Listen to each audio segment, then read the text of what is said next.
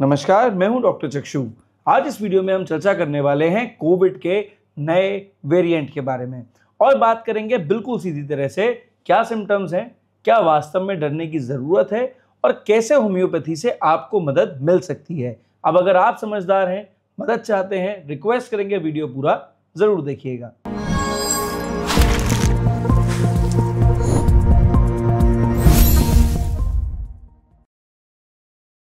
तो भाई सबसे पहले इस वीडियो में चर्चा कर लेते हैं कोविड के नए वेरिएंट के बारे में।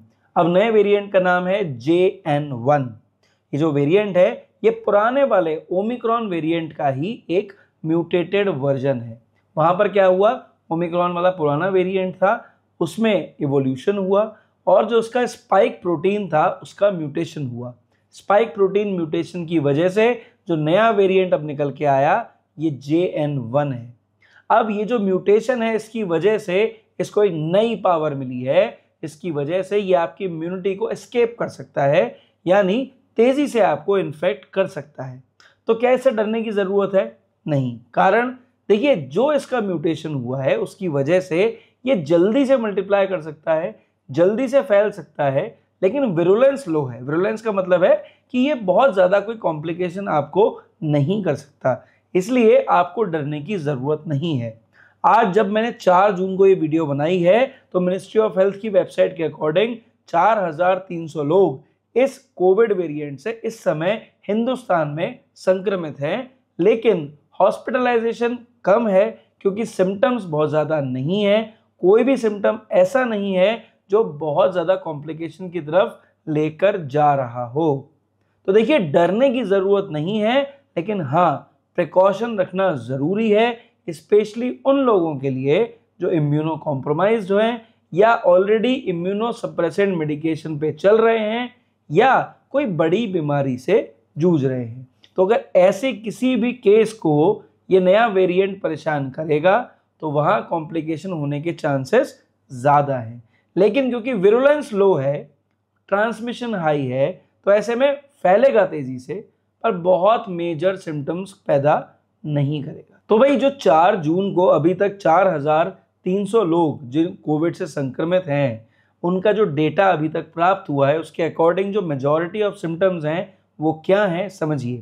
ये जो मेजॉरिटी ऑफ सिम्टम्स हैं यहाँ पर बेसिकली पेशेंट को गले में खराश की शिकायत है, गले में दर्द की दिक्कत है, खांसी आ रही है, सूखी खांसी है, धीरे धीरे करके बढ़ जा रही है, खांसते खांसते मरीज को थोड़ा सा परेशानी ज़्यादा हो रही है, जिसमें बहुत सारे पेशेंट्स ऐसे हैं जो ज़्यादा खांसने की वजह से सीने के दर्द से परेशान हैं, लेकिन विद प्रॉपर मेडिकेशन ये धीरे धीरे करके सेटल हो जा रही है। लेकिन खांसी जब हो रही है तो धीरे धीरे करके बढ़ रही है, एकदम रैंडमली नहीं बढ़ रही है।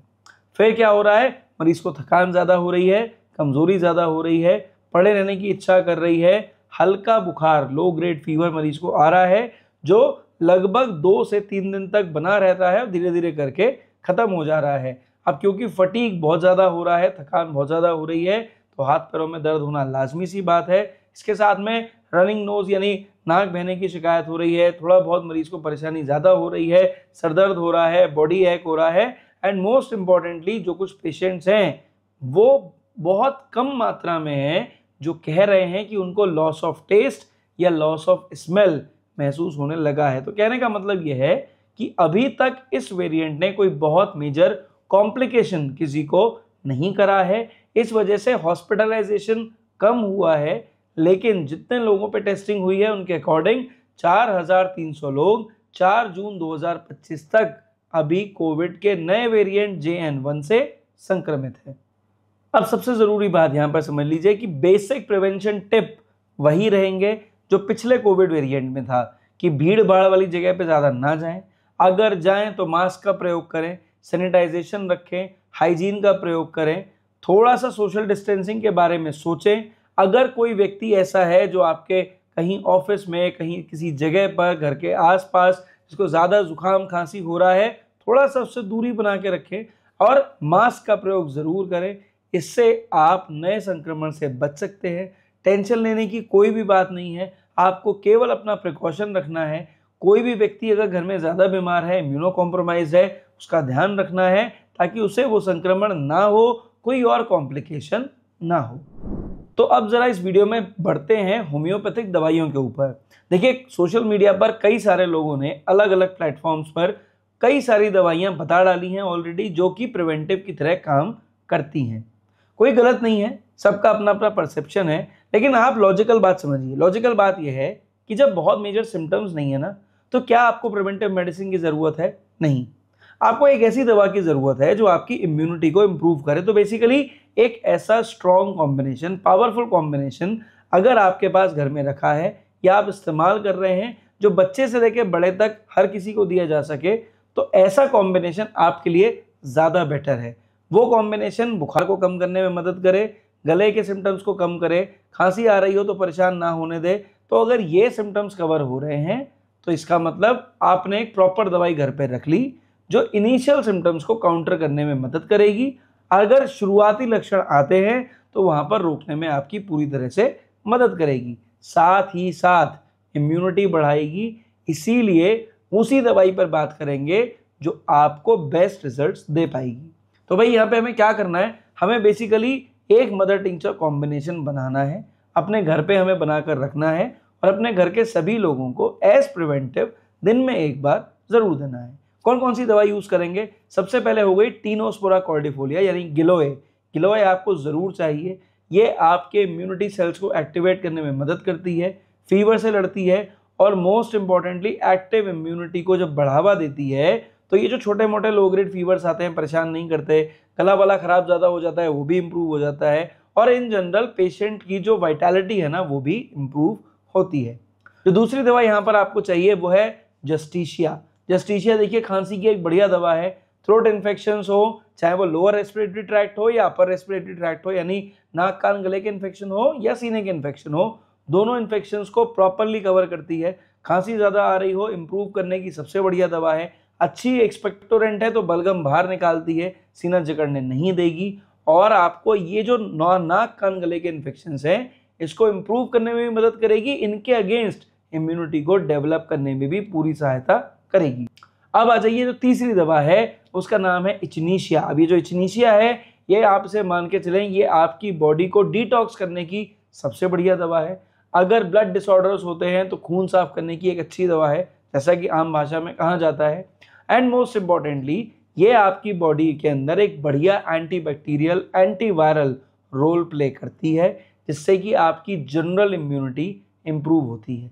अब बेसिकली आपको करना क्या है, आपको एक 30 ml की बोतल चाहिए। आप उस 30 ml बोतल के अंदर 10 ml Tinospora, 10 ml Justicia, 10 ml इचनीशिया, ये तीनों दवा उसके अंदर डाल दें, उसे अच्छे से शेक कर लें, हिला लें और उसको घर में रख लें। अब ये आपको घर में सभी लोगों को दिन में एक बार ज़रूर देना है। देखिए भाई, कहीं पे हिंदुस्तान में कहीं बारिश हो रही है, कहीं गर्मी ज़्यादा हो रही है, कहीं उमस ज़्यादा हो रही है, यानी हल्का फुल्का एक लोकल एरिया के हिसाब से टेम्परेचर वेरिएशन चल रहा है। ऐसे में भाई सर्दी खांसी जुकाम बुखार होना कॉमन सी बात है। अब हर तकलीफ को अगर कोविड से जोड़ लेंगे तो ये गलत है। अब ये जो मैंने 3 दवा बताई है ये इन सभी तकलीफों में कारगर है। तो करना क्या है, आपको बेसिकली ध्यान से समझिए कि भैया ऐसी कंडीशन में ये दवा बच्चों को देनी हो, मात्र 5 बूंद सुबह उठने के बाद या तो आप दे दीजिए खाली पेट निहार मुंह, या फिर रात को सोने से पहले दे दीजिए। बच्चे हैं, खेलेंगे कूदेंगे, थोड़ा बहुत बीमार पड़ेंगे, इस दवा से इम्प्रूव हो जाएंगे।